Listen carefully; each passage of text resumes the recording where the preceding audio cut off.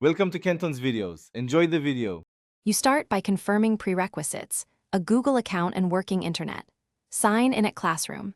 Google, or open the Classroom app. Once signed in, choose whether this is a student or teacher account. That choice matters because permissions differ.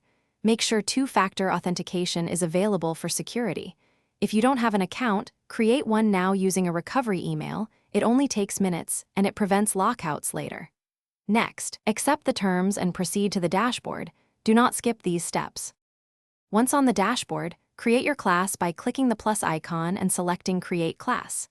Enter a clear class name, section, subject, and room so students find it quickly. Make decisions now about grading category percentages, and class visibility. These affect workflows downstream. Invite co-teachers by email to share management duties and add students directly or distribute the class code. When done, organize classwork into topics.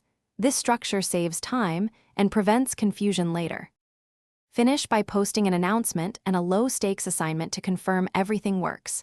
You should verify that students can access materials, submit work, and that notifications reach them. Make sure grading and return workflows function by doing a test submission and returning feedback. If things go wrong, reset the class code, re-invite users, clear your browser cache, and check workspace admin restrictions if applicable. Finally, document settings, changes, so you can replicate the setup for future classes. Thanks for watching. Consider subscribing if we helped you.